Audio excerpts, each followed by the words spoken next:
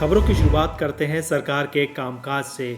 Corona संक्रमण के कारण अभी स्कूलों को खोलने में वक्त लगेगा, लेकिन स्कूल खोलने के बाद भी आने या न आने को लेकर छात्रों को छूट दी जाएगी। विचार किया गया है कि सिर्फ ऐसे बच्चों को ही स्कूल में बुलाया जाए जो संसाधनों के अभाव में ऑनलाइन पढ़ाई नहीं कर पा रहे हैं, और जो छात्र घर से ऑनलाइन पढ़ाई कर सकते हैं उन्हें ऑनलाइन ही पढ़ाया जाए। साथ ही स्कूलों में आने की अनिवार्यता से छात्रों को मुक्त रखा जाएगा। मानव संसाधन विकास मंत्रालय से जुड़े अधिकारियों के अनुसार इससे स्कूल में छात्रों की भीड़ भी जमा नहीं होगी। साथ ही सोशल डिस्टेंसिंग के नियम का भी आसानी से पालन किया जा सकेगा। बड़ी संख्या में अभिभावकों ने मंत्रालय को ऑनलाइन पढ़ाई कराने का ही सुझाव दिया है। मंत्रालय स्कूल को खोलने की तैयारी कर रहा है। साथ ही मंत्रालय ने अभिभावकों और शिक्षकों से कोरोना काल के चलते स्कूली पाठ्यक्रम को छोटा करने को लेकर भी सलाह मांगी थी। केंद्रीय मानव संसाधन विकास मंत्री रमेश पोखरियाल निशंक ने ट्वीट कर इस बात की जानकारी साझा की है। वर्तमान परिस्थितियों में कोविड-19 की महामारी को देखते हुए जहाँ पूरी दुनिया संकट से गुजर रही है और शिक्षा पर भी उसका असर पड़ा है, पूरे देश भर से मैं देख रहा हूँ काफ़ी समय से कि अभिभावकों का और भिन्न भिन्न शैक्षणिक संस्थाओं का, यहाँ तक कि छात्रों का, शिक्षाविदों का लगातार संदेश आता रहता है मुझे।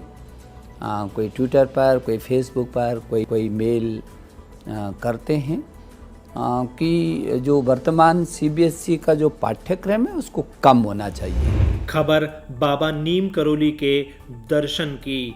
नैनीताल जिले के भवाली में सन 1964 से होता आ रहा बाबा नीम करोली का प्रसिद्ध कैचीधाम मेला इस वर्ष नहीं लगेगा। 15 जून को हर साल जुटने वाले श्रद्धालुओं की भीड़ इस साल बाबा के धाम नहीं जा सकेगी। इस बात की जानकारी मंदिर प्रशासन ने न्यूज़ टुडे नेटवर्क से साझा की है। उन्होंने बताया कि देश भर में फैली कोविड-19 महामारी के चलते पैदा हुए हालातों को देखते हुए मेला नहीं लगाने का फैसला लिया गया है। मंदिर के पुजारी की माने तो 15 जून को हर साल मेले से पहले होने वाली नीम करोली बाबा की पूजा ही इस वर्ष की जाएगी, जिसमें केवल मंदिर के ही लोग शामिल होंगे। श्रद्धालुओं के लिए कैचीधाम को 30 जून के बाद खोला जाएगा। कोरोना संक्रमण फैलने की रोकथाम के नियमों का उल्लंघन न हो, इसके लिए ये निर्णय लिया गया है। हमने एक बार निर्णय ले लिया कि हम अब 15 जून वाला तो नहीं कर पाएंगे। क्यों? क्योंकि उसमें असीमित भीड़ आती है और लोग कहेंगे कि हमको धोखे में रखा। पहले मना किया, अब कह रहे हैं कि आओ। लेकिन अब इसलिए हम 30 जून तक हमने इसको समर्पित कर दिया, बाबा जी महाराज के चरणों में समर्पित कर दिया। वही इसके आगे की रक्षा करेंगे। और हम चाहते हैं कि हम प्रार्थना भी करते हैं, चाहते हैं कि बाबा महाराज आगे के लिए इसको और अच्छा रूप दे दे और सब स्वस्थ रहे, सुखी रहे। अगर आप भी बाबा के लाइव दर्शन करना चाहते हैं तो हमारे फेसबुक पेज न्यूज़ टुडे नेटवर्क/इंडिया को अभी से लाइक कर लें, जिस पर 15 जून को 11 बजे सुबह लाइव बाबा के दर्शन कराए जाएंगे। खबर कोरोना की ढाई चाल की। उत्तराखंड में कोरोना वायरस संक्रमित मामलों की संख्या लगातार बढ़ती जा रही है। बुधवार को 2:30 बजे जारी स्वास्थ्य बुलेटिन के अनुसार प्रदेश में कोविड-19 के 23 नए पॉजिटिव मामले की पुष्टि हुई है, जिसके बाद राज्य में कुल संक्रमित मरीजों की संख्या 1560 पहुंच गई है, जिसमें से 730 एक्टिव केस हैं। वहीं 808 मरीज स्वस्थ हो चुके हैं। अभी तक 15 लोगों की कोरोना वायरस से मौत हो चुकी है। बुलेटिन के आंकड़ों की माने तो राज्य में रिकवरी रेट में काफ़ी इजाफा हुआ है। स्वास्थ्य विभाग की हेल्थ रिपोर्ट के मुताबिक बुधवार देर शाम तक देहरादून के 6, नैनीताल में 6, हरिद्वार में 3, पौड़ी गढ़वाल में 1, टिहरी गढ़वाल में 2, ऊधम सिंह नगर में 4 और उत्तरकाशी से 1 मामला सामने आया है। वहीं प्रदेश में 23,564 लोग अभी भी क्वारंटाइन प्रक्रिया से गुजर रहे हैं। इसके लिए जांच लैब भी लगातार बढ़ रही हैं। नैनीताल जिलाधिकारी सबिन बंसल के प्रयास से अब IVRI मुक्तेश्वर लैब में भी कोरोना जांच हो सकेगी। DM बंसल ने जनपद में कोविड-19 संक्रमित व्यक्तियों में निरंतर हो रही बढ़ोतरी को देखते हुए निदेशक भारतीय पशु चिकित्सा अनुसंधान केंद्र मुक्तेश्वर को उनके संस्थान लैब में उपलब्ध मशीनों से कोविड-19 के सैंपल जांच आरंभ करने के संबंध में पत्र लिखा था, जिस पर निदेशक IVRI मुक्तेश्वर ने ICAR कृषि भवन नई दिल्ली में पशु स्वास्थ्य मुख्य वैज्ञानिक से अनुमति मांगी थी। मुख्य वैज्ञानिक डॉक्टर ज्योति मिश्री ने IVRI से ICMR के निर्देशों के तहत लेबोरेटरी गाइडलाइन के अंतर्गत कोविड-19 टेस्ट कराने की अनुमति प्रदान कर दी है। खबर कोरोना लोन की। कोरोना महामारी के मुश्किल दौर में निजी और सरकारी बैंकों ने अपने ग्राहकों के लिए कोविड-19 स्पेशल पर्सनल लोन लॉन्च किया है, जो कि इन दिनों नौकरी पेशा और बिजनेसमैन के लिए बेहतर विकल्प बन रहा है। कोविड लोन में ब्याज दर सामान्य पर्सनल लोन के मुकाबले कम है। कम ब्याज पर 25,000 रुपये से 5 लाख रुपए तक का लोन बैंक उपलब्ध करा रहे हैं। पर्सनल लोन की ब्याज दर 12 से 20% तक होती है।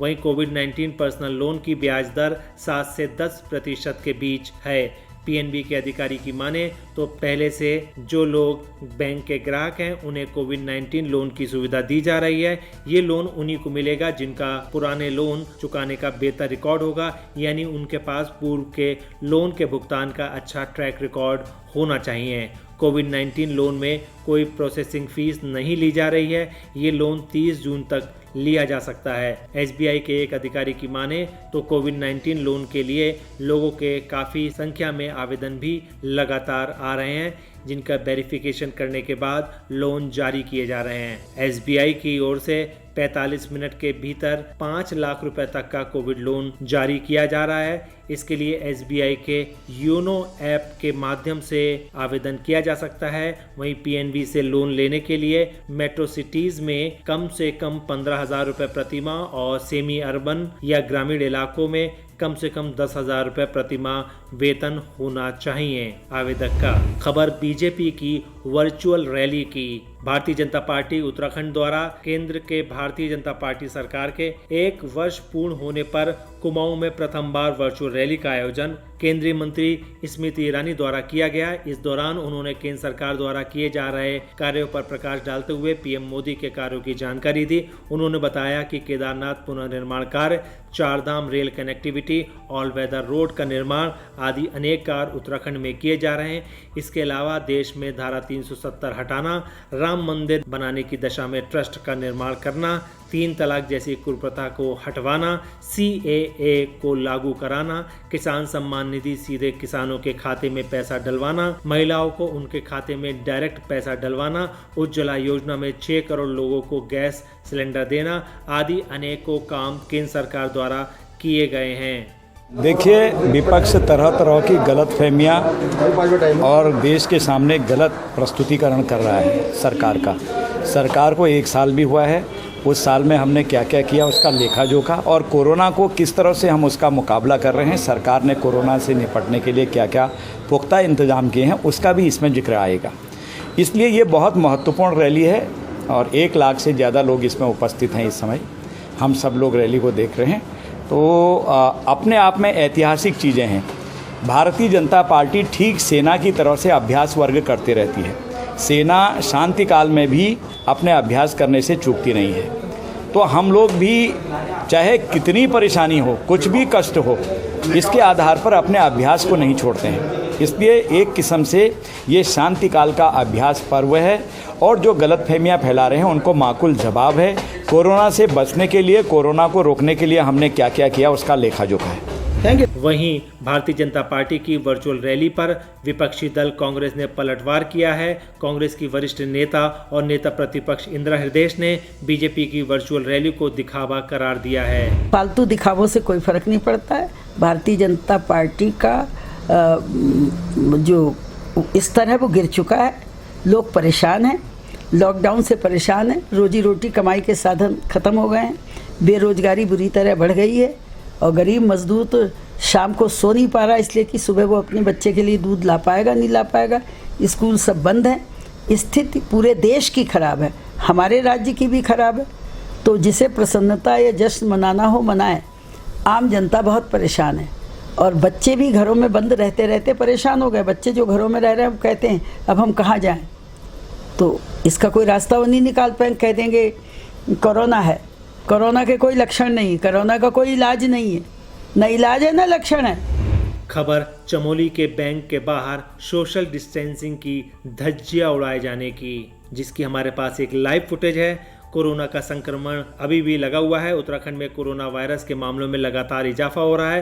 अर्थव्यवस्था के मद्देनजर हालांकि लगभग 2 महीने बाद सरकार ने ये बाजारों में 7 बजे तक खोलने का फरमान जारी किया है। इतना ही नहीं, कई व्यावसायिक गतिविधियों को भी शुरू किया जा चुका है। बावजूद इसके कई जिलों में लोग अभी भी इस महामारी को लेकर गंभीर नहीं है। ऐसे लोगों पर न कोविड-19 संक्रमण से बचाव की गाइडलाइन का और न ही सरकारी निर्देशों का कोई असर दिखाई पड़ रहा है। ताज़ा उदाहरण चमोली जनपद की थराली तहसील की बात करें तो यहाँ सोशल डिस्टेंसिंग समेत तमाम कोविड-19 की गाइडलाइनों की लोग धज्जियां उड़ा रहे हैं। SBI थराली की ब्रांच में लोग बिना मास्क लगाए बैंक में नजर आ रहे हैं। बैंक तक पहुंचने का रास्ता काफ़ी सकरा होने के कारण सोशल डिस्टेंसिंग का भी कोई ध्यान नहीं रखा जा रहा है। बैंक शाखा तक पहुंचने के लिए बनाई गई सीढ़ी में ग्राहक एक दूसरे के संपर्क में आकर बैंक जाते दिखाई दे रहे हैं। अधिकतर लोगों ने मुंह में मास्क नहीं लगाया है। इन हालातों में यहाँ कोविड-19 संक्रमण फैलने का खतरा भी बढ़ रहा है। बैंक प्रबंधन से भी इस बारे में जब जानकारी चाही तो उन्होंने इनकार कर दिया।